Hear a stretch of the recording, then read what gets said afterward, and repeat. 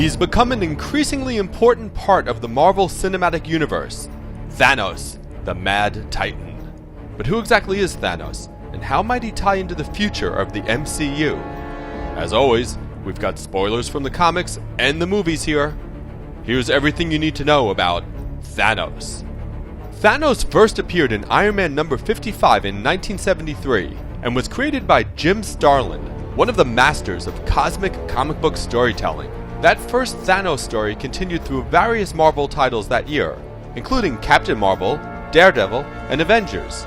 This would prove to be a recurring model for the character's appearances, which often involved big crossover events featuring multiple heroes. Thanos was born on Titan, the moon of Saturn, to the Eternals, evolutionary offshoots of the human race, created by the godlike space beings the Celestials, and blessed with superpowers and extremely long lives.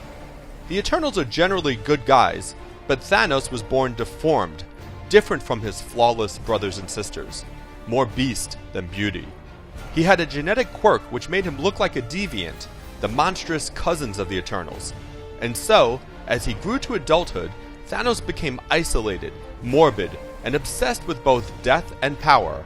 Eventually, he even fell in love with death itself, as in the Marvel Universe's personification of it.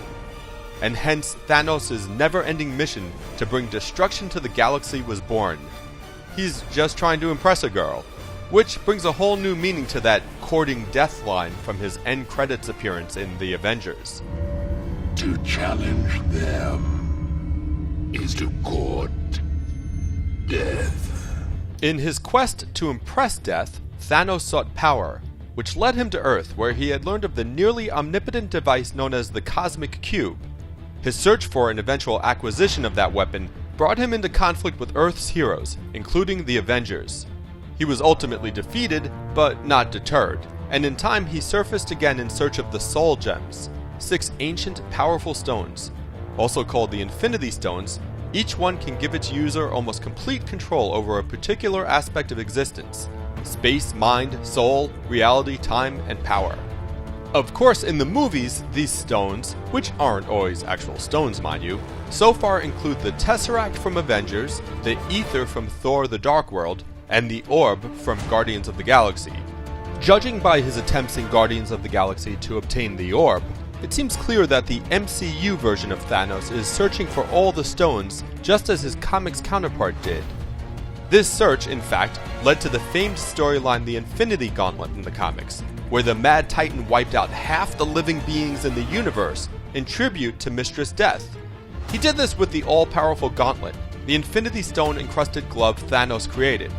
But after Thanos used this awesome power to merge with, well, eternity itself, the villain's maybe sorta granddaughter Nebula took control of the Gauntlet, and through Nebula and the glove, the destruction Thanos had caused was reversed. And actually, in the movie world, we've already glimpsed the Infinity Gauntlet, very briefly, in the first Thor, tucked safely away in Odin's trophy room. Presumably that was more of a fun Easter egg than an actual story point in the bigger film series, as we know now that the stones are mostly scattered across the galaxy, for the moment anyway. And by the way, Nebula does appear in Guardians too, as Thanos' adopted daughter rather than his granddaughter.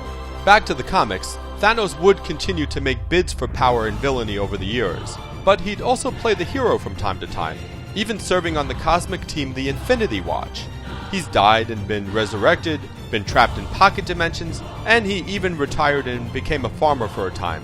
Because, you know, when you've been eternity itself, where does one go from there? The answer, of course, is Hollywood.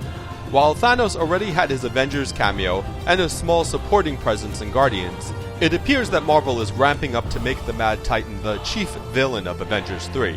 And as such, he represents the crescendo of the studio's first 3 phases. The Infinity Stones have been a key part of the Marvel movies so far, and it all seems to be leading to the Gauntlet. And the character already has ties to the Guardians and the Avengers. On both page and screen, his adopted daughter is Gamora, and he was also responsible for the death of the vengeance-driven Drax's family. And in the comics at least, he has a brother who joined the Avengers for a time, Star Fox. How this all plays out remains to be seen, but one thing is clear: Thanos is a key player in the Marvel Cinematic Universe.